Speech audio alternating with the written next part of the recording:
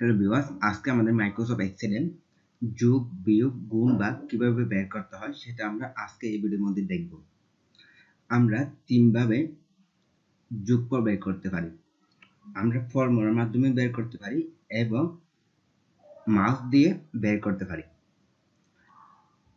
আমরা যদি বেশি সংখ্যা যোগ করতে চাই, অর্থাৎ বেশি সংখ্যা একসাথে যোগ করতে চাই, তাহলে আমাদের সংখ্যাগুলো সিলেক্ট করে যেখানে রাখবেন, অর্থাৎ যোগফল যেখানে রাখবেন সেখানে সিলেক্ট করবেন। আমি সিলেক্ট করছি, এরপর হোম মেনু, এরপর আমাদের যেতে হবে অটো সামের মধ্যে ক্লিক করে সাম, অটো সামের মধ্যে ক্লিক করে সামের মধ্যে ক্লিক করলে যোগফলটা বের করে দিবে। এখন দেখব ফর্মুলার মাধ্যমে কিভাবে যোগ করতে হয়।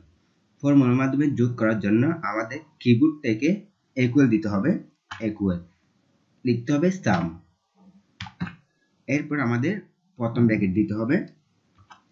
দেওয়ার পর যদি আমি E4 অর্থাৎ 10 এবং 22 যোগ করি, তাহলে আমাদের লিখে দিতে হবে E4 equal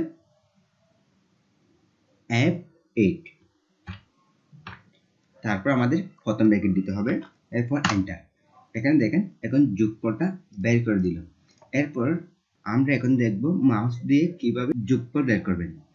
যোগফল বের করার জন্য আমাদের প্রথমে ইকুয়াল দিতে হবে, ইকুয়াল দেওয়ার পর 10 ক্লিক করতে হবে, এরপর যোগ, এরপর 22, অর্থাৎ আপনি যেখানে রাখবেন সেটা সিলেক্ট করতে হবে। সিলেক্ট করার পর এন্টার।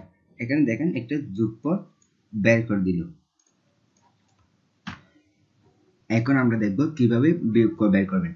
বিয়োগফল বের করার জন্য আমাদের দিতে হবে ইকুয়াল, এরপর যদি আমি মনে করেন আমি যদি 10 এবং 22 বিয়োগ করি, তাহলে 10 এর মধ্যে ক্লিক করে বিয়োগ চিহ্ন দিতে হবে, এরপর 22 এর মধ্যে ক্লিক করতে হবে, এরপর আমাদের এন্টার দিতে হবে। এখানে দেখেন 10 থেকে যদি 22 চলে যায় তাহলে -12। এখন আমরা দেখব কিভাবে গুণফল বের করবেন। গুণফল বের করার জন্য আমাদের ইকুয়াল দিতে হবে, এরপর সংখ্যা সিলেক্ট করতে হবে, এরপর গুণ চিহ্ন দিতে হবে। গুণ চিহ্ন কিবোর্ডে 9 এর উপর আছে, সেটা হলো আমাদের গুণ চিহ্ন। আমি গুণ চিহ্ন দিলাম, এরপর 22 এর মধ্যে দিলাম, এরপর আমি 22 এর মধ্যে ক্লিক করছি, ক্লিক করার পর এন্টার। এখানে দেখেন 10 আর যদি আমি 22 গুণ করি, তাহলে আমার গুণফল হবে 220। আমরা এভাবে ভাগফলও বের করতে পারি। পরবর্তী ভিডিওটা দেখার আমন্ত্রণ জানিয়ে এখানে শেষ করলাম। আল্লাহ হাফেজ।